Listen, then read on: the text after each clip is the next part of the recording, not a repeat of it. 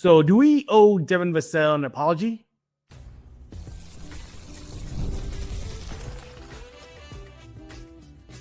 You are Locked On Spurs, your daily San Antonio Spurs podcast, part of the Locked On Podcast Network.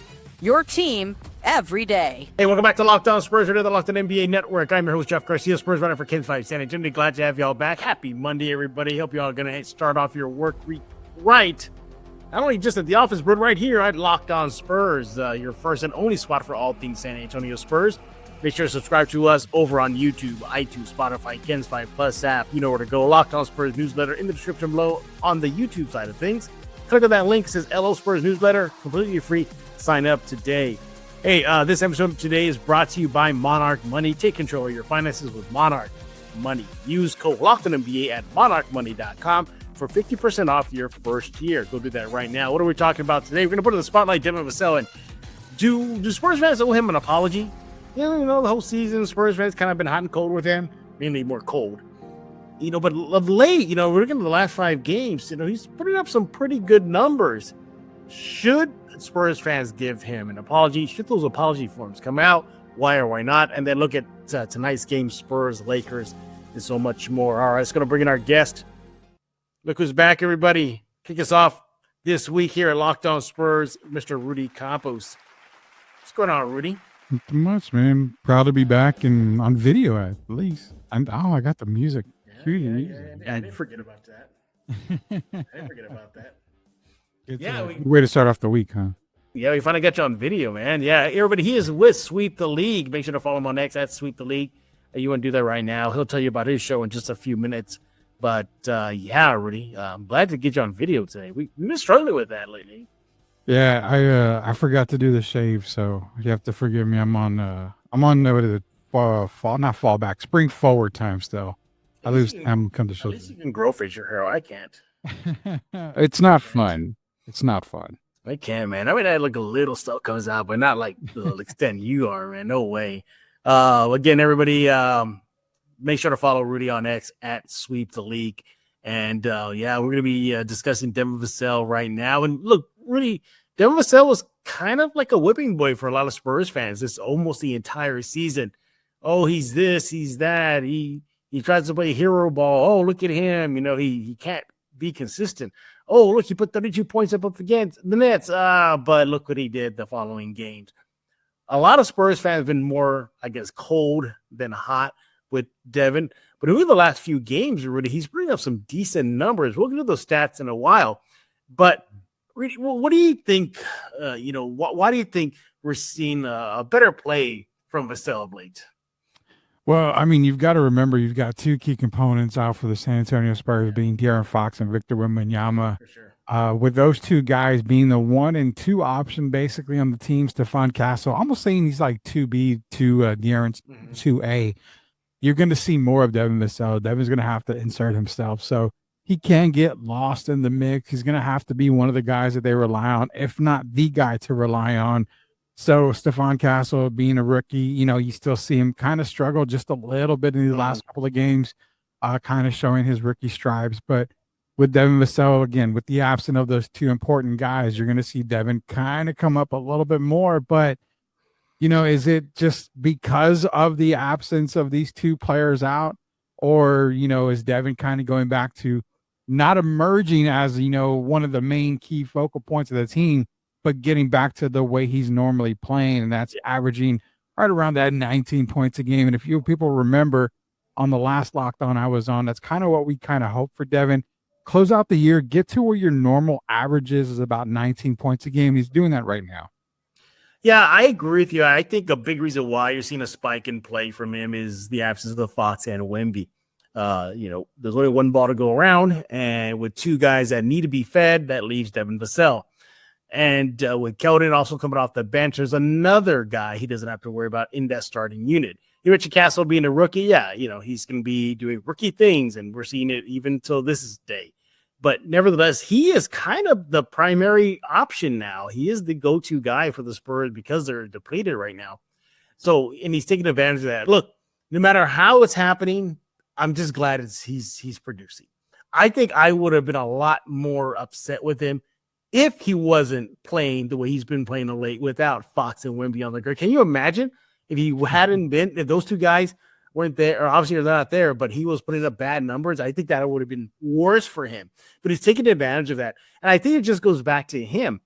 He tends to think, this is like his team. He tends to play hero ball at times. The shot hasn't been falling of late. He had openly admits it that, his shot has not been pretty good this season, almost not at all. We'll have a quote from him in just a few seconds, but nevertheless, I think the big reason I agree with you was no Fox, no Wemby. He's taking advantage of it. Can you imagine, Rudy? Seriously, if he didn't take advantage of this increase in the ball being in his hands and he's putting up bad numbers, and the Spurs fans would have told him, get out of town. We'll pack his bags for him right now. But we was going to ask you, though, because he's surging right now, again, we'll go through the numbers in a bit. Do you think Spurs fans owe him an apology or no? Because he should have been doing this since game one. Apology wise, no, man. I mean, like I said, if we're not going to give any more apologies to Mitch Johnson on coaching because he's been coaching the team, for the better part of most of the season already. Same thing with Devin Vassell. It's not like it's his second year on the team. It's, he's been here a while already. So I think we've already seen what we're getting out of Devin. We're going to get that same kind of play, kind of inconsistency. And I don't think anybody owes him an apology. I mean, if a player is, playing as best they can and sometimes it just doesn't get the job done, that's just the way it is. It's not a big deal. Nobody has to say sorry. But, for me, I'm not going to apologize for it. He knows he struggles. He knows he's struggling at some points of the season. He wants to close out the season strong, and I think that's what we're going to get from him. Got a quote here from him following the Spurs' recent win over the Pelicans. He says, quote, I struggle shooting the ball like halfway through the season and think the biggest thing that I took away from that was just being able to affect the game in other aspects. That's what he said. He went on to say, I think I'll pull it up here. Here we go. Goes, it's not going to be a 20-point night every night. It's going to be who knows who scoring is going to be. So he's saying somebody's going to be scoring, whether it's him or somebody else. Goes, but as long as I'm impacting the game in a winning facet. So that's what he said post game after the Pelicans win, or Spurs win over the Pelicans. We're getting it here. So he's self-aware that he hasn't been shooting the ball right, and we all know that. But he's putting up a nice surge right now. But I want to focus on this. He said, I'm impacting the game in other facets when, he was struggling. Do you buy or sell that? I don't know. I mean, I guess, okay, he grabs some rebounds when you have an off-shooting night. But when I hear him making an impact when their shots start falling, I'm thinking, double-figure rebounds, 2-3 steals. Do you agree with Devin that he says that he's looking to impact the games another way when he's not seeing the ball go through the hoop? I don't know if I really buy into that a whole lot at all. I mean, if you're looking at on the instant last 5 games, his best rebounding game is 10 rebounds. But outside of that, he's probably averaging about 4 rebounds a game, with the exception of that 110 rebound game against Dallas. And again, same thing with assists. I mean, the exact same game, he had 6 assists too. So I think, if you're looking at where he's impacting the other side of the ball, I mean, other than scoring, I don't really see too much. Other than this, Jeff, I will say this. Over the last 5 games, he is averaging right around maybe just under 2 steals a game, if I'm not, or right at 2 steals a game. So he could be impacting it on the defensive side of the ball. He's got a couple of blocks 3 blocks total in these 5 games too. So maybe he's talking about not necessarily the offensive side, but maybe on the defensive side of the ball, playing better defense, playing, really, really good, on-ball defense, making it tough for the offensive team on the other side of the ball to score buckets. So I would think maybe on the defensive side of the ball, he's probably making more of an impact there than on the offensive side. All right, well, let's take a look at those numbers. When we get back, we're going to do exactly that. What do the numbers show? We're going to look at the last 5 games. Maybe Rudy will go beyond that. But we're going to just get a little bit of a sample size of how good he's been of late right here on Locked On Spurs with Rudy Campos of Sweep the League. Follow him on X at Sweep the League. Do that right now. But first, let's talk about DoorDash. NBA fans, get ready. They swoosh, you save. Thanks to Dash Pass, every time a player drops 50 or more points in a game, you score a huge deal the next day. It's simple. When a player scores 50 or more in a game during the 24-25 NBA regular season, Dash Pass members get 50% off an order. up to $10 off the next day from noon to midnight. Here's why you should take advantage of this deal. Game day feast. After an epic 50-point performance, celebrate your ordering wings, pizza, burgers from your favorite spot delivered straight to your door. Late night cravings, whether you're staying up late watching highlights or just need a midnight snack, use Dash Pass to grab something delicious while saving big. Hey, what about fueling your own watch party? Planning to catch the next game? Order your go-to snacks and meals at a discount and get ready for more high-scoring action. Lunch on the go? Need a quick and easy lunch the next day? Dash Pass gets your favorite meals with $0 delivery fee, reduced service fees. Plus, now you save even more with this exclusive NBA offer. Sign up for Dash Pass and be ready to save. When any player scores 50 or more in a game, Dash Pass members get 50% off the order the next day. That's $10 off. Use promo code NBA50 from noon to midnight after a 50-point game on eligible orders at participating merchants. Must have an active Dash Pass account. Terms apply. Visit DoorDash to learn more. March Madness is here, and FanDuel is giving you the chance to get in on the action like never before. Right now, new customers can get $200 in bonus bets when your first $5 bet wins. That's $200 extra bucks to use on everything from buzzer beaters to Cinderella stories and even who's cutting down the nets. Pick my favorites. You got an eye on a few underdogs this year. FanDuel makes it easy to back them with spreads, totals, and game props. Easy and fast. FanDuel app is simple to use, and when you win, you get paid instantly. No waiting around. Staying in the action from the tournament games happening almost every day. There's always something exciting to bet on. So visit FanDuel.com right now and get in on the college hoops action all tournament long. I am Megatron. Do not fail me and subscribe to Locked On Spurs with Jeff Garcia. And we're back right here on Locked On Spurs with Rudy Campos. Make sure to follow my next at Sweep the League. Funny story, Rudy. I heard that you, I think you went camping either recently. You had mentioned a year ago camping, and that your family, were getting threatened by a bear. And that you actually took out the bear with just a porcupine? Is that true? I'm not going to say that's not true, but I'm not going to say that it is true. I'm not going to plead the fifth on that. Let's say that I did have to take on a bear. There was a porcupine nearby. Yeah. And all I came away with was a scratch. So that's it? That's it. And even the scratch was because I felt sorry for the bear. So I allowed the bear to get a hit in there. So that's all I got. I heard that you then used the bear as shelter for your family. Yes, it was very cold outside, so I pulled a a Han Solo? Yeah, I guess. And used my lightsaber and carved them up. Well, for more stories and like that and more, make sure to follow Rudy on X at Sweep the League. Do that right now. Hey, we're talking about Devin Vassell and his recent good play of late. Should Spurs fans apologize to him? Well, we'll be discussing that and more. Look, we kind of give the eye test what we saw in that first segment here. Now let's get into some of the numbers. What did the numbers tell us? All right, let's dive into that. Now, Rudy, I'm going to look at the last 5 games. I don't know about you, but I'm going to use a 5-game sample size. All right. So the last 5 games, 19.4 points per game, 5.2 rebounds, 3 assists in 33 minutes. All starts. Okay, so they're all starts. He didn't come off the bench. He's shooting about 45% from the field, and he's also going to get the 3-point shot there, 41% from the 3 line. He's taking about 7 per game. He's making 3 again in the last 5. Now, that's good. We all know that he's putting up numbers. He has multiple 20-plus games in the last 5 games. However, Rudy, what I like about this, what stands out for me, is 0.8 turnovers per game in the last 5. He's valuing the ball. What else do I like, too? 1.8 steals, nearly 2 a game. You mentioned that in the first segment. Mm-hmm. So maybe he meant that he's impacting the game in other facets in this stretch that he's playing, because he's certainly doing that. Minimal turnovers, steals. I didn't even go over the rebounding. I mean, I got the rebounds here somewhere here. Oh, by the way, he's averaging about 3 fouls a game. So as much as that sucks, but I like that he's being aggressive. And the Spurs are 2-3 in that span. As far as the rebounding is concerned, he's averaging about 1 offensive rebound per game. So I mean, that's cool. But other than that, yeah, he's been playing good. The numbers show that, but again, a byproduct of not having Fox and Wemby. Yeah, it's a thing right there. I'm sorry, I didn't catch that, but it's a thing right there is that, you went to the last 5 games, and I'm going to go a little further for Devin. It's because of, I think the month of March is good to him right now.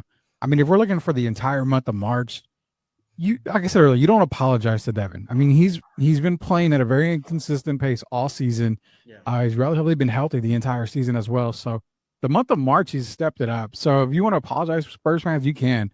But ultimately in March, without Wembry and, with De'Aaron not in there for the past few games already, and then already going to be lost for the season, he's averaging right where we want him to be at 19 points a game for that month of March. He's averaging 5 rebounds a game, but the biggest thing and the biggest impact of the steals, it's 2 steals a game. He's getting up there to where De'Aaron was. De'Aaron was averaging 2+ steals a game for the Spurs. So that's the impact you want to see from Devin. It's scoring. It's not being the guy. That's where I think that a lot of Spurs fans felt like Devin was always going to be the guy or the guy next to Wemby, and that was never the case. I mean, I make a big fact and a big case when it comes to Cooper Flagg. Great player, great talent, but if you have to have him be the guy, he's probably going to struggle a whole lot. Same thing with Devin Vassell. He's a great cast member. He's a great role player, and I don't mean that in a disrespectful way. He can be a starter for the Spurs, but his role is going to have to be just at that, maybe that 4th option. Every now and then you may see him put up, a 30 burger every now and then. That's fine right there. But what we're seeing in the month of March from him is what you want to see him for the remaining of the season. Plus, if he's a Spur, barring any trade next season, this is the Devin Vassell you want to see. Yeah, absolutely. And you look at Devin and what he's doing here. I won 5 games. You went to the month of March. The point is, he's doing well. I do agree with you. I don't think there are no apology form should be signed, because he should have been doing this a lot more than often than not the entire season. Imagine if he was clicking and firing all cylinders. Look, I get it. You're going to have every NBA player is going to have a bad day, but then there's Devin Vassell, who's very inconsistent. So if you can imagine that production plus Wemby, plus Fox, plus Castle, and then you got Keldon off the bench, I mean, this team would have been very, very formidable. So no, I don't think apology forms need to be signed. Look, he even admitted it himself. He's saying, even though he didn't have a full offseason because he was, coming off surgery and medical issues, he even said that's still not an excuse for me to not have confidence. So I like that about him. At least he's owning it to it. So apology forms, no, but does this increase the expectation of him not only to close out this season, going into next season? Despite all this, do you buy or sell that he still is the tradable piece? Absolutely. If there's one person on the roster that's very tradable, it's going to be Devin Vassell. I mean, to be honest, if you put Devin on a few other teams, and a good amount of teams, not just a few other, you put him on other teams, he's going to be sometimes, in some cases, the first option, but majority of the time he's going to be the second and third option, which is a lot better than what he's going to be in San Antonio. So you may see him being a part of a trade piece. The contract is really, really good. You're getting a young player. You're getting a guy that can average, like I said, between the 18 and 19 points a game. So I think a lot of teams are going to be valuing Devin in the offseason. And that's something that's to keep an eye on. Do I think he's a Spur next year? I'll go on record saying yes, I do, unless it's a trade like a Kevin Durant type move or something like that, where the numbers have to work and contracts got to be, in line. But outside of that, I think he's still a San Antonio Spur next year. I just wonder if his role changes and he takes on a Keldon Johnson type of role next year. Yeah. And let's not forget about this too. Who knows who they're going to draft? And Exactly. if they do get a draft, who knows? They could trade them all, and because because they got so many, you got to flip them. But the point is, even if they stick with it, you're still going to get a high draft pick. And high draft pick, I don't think will be sent to the G League, for a bulk, maybe a few games here and there. But so there's that. There's going to be another mouth to feed, with the ball next season. And, Mots are all over the place right now. Some, small forwards, some are big, some are, 3-and-D guys, and that's definitely going to impact Devin moving forward. But, I'm with you. I think he is a Spur to start next season. I think expectations for him to close out the season strong are valid. He should be high because there's no Fox, there's no Wemby. And Castle, he's playing good, but he's still having his rookie moments. He is a veteran. Vassell is a veteran of this team. He even said it himself. He goes, I know I'm a vet, so step up while the Spurs are not having two of the biggest pieces. All right, there you have it, what the eye test gives us and what the numbers give us in the last few games for Devin Vassell. But what do you think? You think apology forms need to be mailed out? I don't know, do kids still do the mail thing? I don't know, do they put stats on envelopes still? We used to do that when we had to communicate with our friends back in the day, everybody. All right, do emails need to be sent out to Devin Vassell? Email. With apology forms attached. Let us know. You can let Rudy know on X at Sweet to League. You can let me know by simply following the Locked On Spurs YouTube page. Go there right now. Subscribe. Put some comments out there. We'll read them down the road here on Locked On Spurs. When we get back, we're going to look at tonight's game, Spurs-Lakers. Yep, that makeup game is tonight in Los Angeles. How will the Spurs do? What do we think will happen? Who do we think will win? Let's break it all down. Coming up next, right here on Locked On Spurs. But first, let's talk about Monarch Money. Ever check your bank account and wonder, where did all my money go? Between dining online, shopping, entertainment, it's easy to lose track. That's where Monarch Money comes in. Your personal CFO giving you full visibility and control over your finances. Money Monarch isn't just a budget app. It's a complete financial command center. You can track all your accounts, investments, and spending in one place, so you just stop managing all your money and you start building wealth. Look, you get surprising insights. When I started using Monarch, I realized just how much I was spending on food delivery. Now I budget smarter and save more. Easy collaboration, managing money with your partner smoother than ever. You can track shared or personal accounts, set goals, stay on the same page without the stress, all in one convenience. Instead of juggling multiple apps, you use Monarch to check your finances, track spending, even plan long-term goals. Right now, you want to take control of your finances with Money Monarch. Use code LOCKEDNBA at monarchmoney.com for 50% off your first year. That's monarchmoney.com, code LOCKEDNBA for half off your first year. The NCAA tournament is here, and so is the Bracket Breakdown. Locked On Podcast Network and Amazon Fire TV channels are teaming up to deliver NCAA tournament coverage like never before. Watch studio shows featuring former players and Locked On's local experts as they guide you through every upset, buzzer beater, and bracket matchup. Stream it all for free on Amazon Fire TV channel. Search Bracket Breakdown to see it all for free. It's your team every day. Hey, this is Chris Sabat, and you're listening to Locked On Spurs with Jeff Garcia. We're back right here on Locked On Spurs with Rudy Campos, the only man who ever took down a bear with just a porcupine. How did you do it, man? How did you do that? I mean, how did you even – I mean, your hands must be made of steel to withstand the spikes. Well, people haven't seen me in, when certain times, and I've got that Colossus type steel flowing when I need it. So yeah, definitely. I knew it. All right. He is with Sweep the League. Follow my next again at Sweep the League. All right. Spurs Lakers tonight. This is the makeup game for the game that was canceled due to the California wildfires this past season. So here it is. So let's go and get into some of the stuff here. Okay. The Spurs are 28-38 heading into tonight's game. Recall they are coming off a win at home over the New Orleans Pelicans, 119-115. Vassell in that game had 22 points. Keldon had 19. Castle had 17, and Barnes had 19. So there you have it. For those of you who are in uniform watch, the Spurs will be in their association jerseys. All right, let's dive into it here. What I'm looking at is Luka Doncic. He sees silver and black. He goes wild. These are his career numbers. I'm going to read to you the career numbers he has versus the Spurs. Now, first of all, I get it. He pretty much punks a lot of teams, but let's just see what he does against the Spurs. 22 games in his career, 28.7 points per game, 9.3 assists, 8.7 rebounds in 22 games, as I mentioned. So he loves playing against the Spurs. This is going to be a test for that backcourt there, Castle. Hey, look, Castle's the one who said coming out of the draft that, I want to take on Luka. Here you go.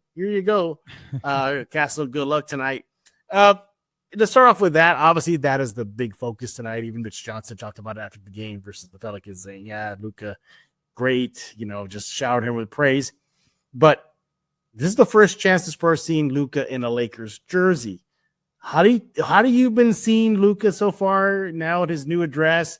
Do you think he's still going to wreak havoc on the Spurs tonight? I would say, yeah. I mean, things aren't going to turn around because Luka's in a different address and he's in LA now. So I think he still keeps on with his entire Spurs, domination. Basically, is what we're saying here. And I mean, let's be real, man. The Lakers, they've recently they've kind of struggled. I think in the last 5 games, they're 1-4, losing to teams like Brooklyn and of course playoff teams like Milwaukee, Denver, and Boston. So I'm gonna say this: Luka's gonna have a game, but if there's ever a game where the Spurs get a sneaky victory in, this is kind of the one where you can maybe see it happening. I mean, you've got a lot of injuries for the Los Angeles Lakers. Obviously, LeBron James is injured. I think Rui Hachimura is another guy that, kind of has a pretty good game against the Spurs. He's out. So you're looking at Doncic and Austin Reeves. It's kind of a depleted Laker team that just kind of keeps on winning from time to time. Like I said, they are 1-4 in the last 5 games, but you've got to almost just let Luka go crazy. Let him do what he's going to do. Kind of play defense and kind of shut down the rest of the team.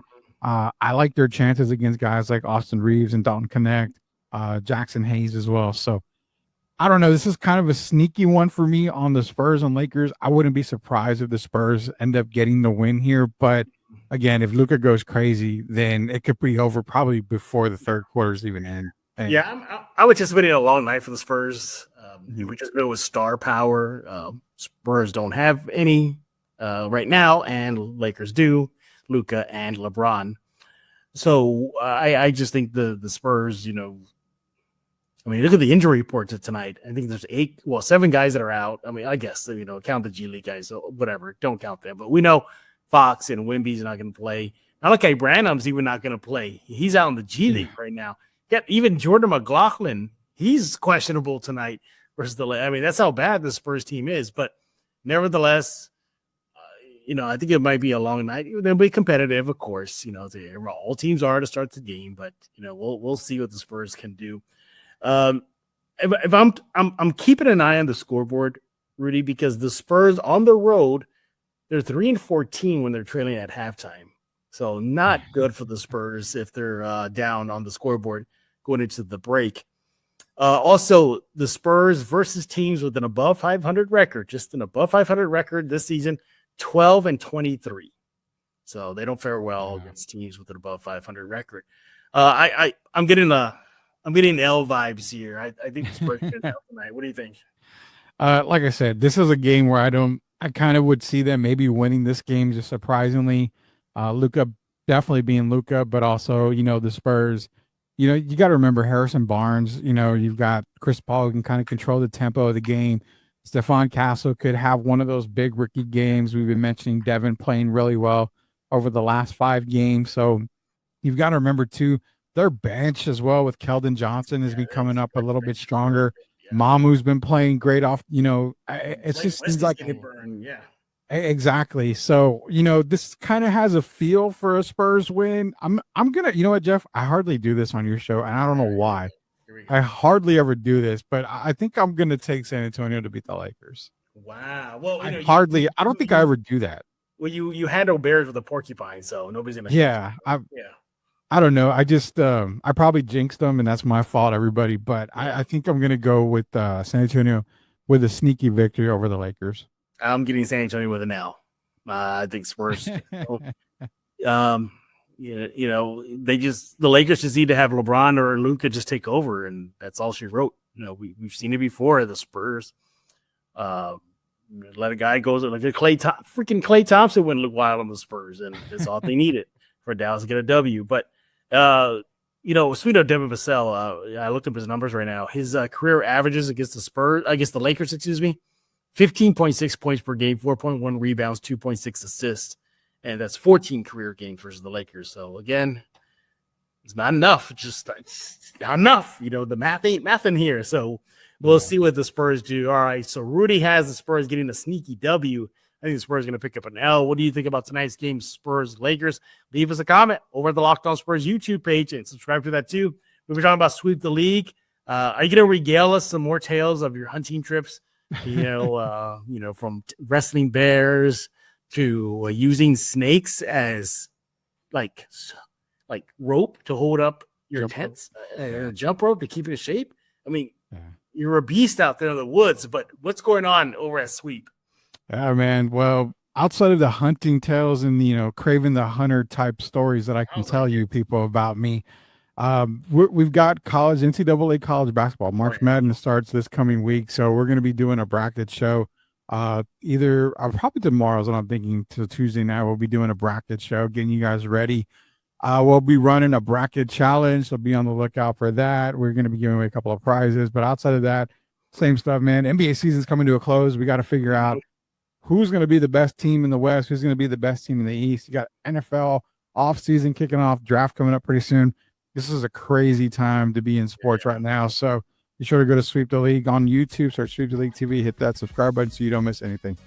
Yeah, you definitely got to follow Rudy on X at Sweep the League and check out his show, Sweep the League, as well on YouTube. I mean, how would you not watch? This is the guy who won 10 straight perfect brackets. I don't know how you do it, Rudy. 10 straight every year? Like this crazy. I Tom Grady it. If you're not cheating, you're not trying. So What do you get the almanac from Back to the Future, or just reading it and then coming back and filling in the brackets? I can't reveal my details on that. So, but we'll leave it at that. That's it. Yeah, we'll leave it at that. Everybody follow Rudy on X at Sweep the League, and we thank you for making Locked On Spurs your first listen every single day, free and available wherever you get a podcast: iTunes, Spotify, Kens 5 Plus app, YouTube. You know where to go. Subscribe to the Locked On Spurs newsletter. If you're watching on YouTube, it's in the description below. It says LO Spurs newsletter. Click on that link. Sign up today, completely free. Hit your email inbox every single day. As mentioned, we'll be back tomorrow. All things silver and black as the San Antonio Spurs start winding down the season. Yeah, it might be a little not fun, though, because they got some heavy hitters. They got the Cavs left twice. They got the Celtics. They got the Knicks. So, yeah, it might be a painful end to the season, but we'll get you covered right here on Locked On Spurs. So for Rudy Campos, I am Jeff Garcia. We're going to put a lock in this episode of Locked On Spurs.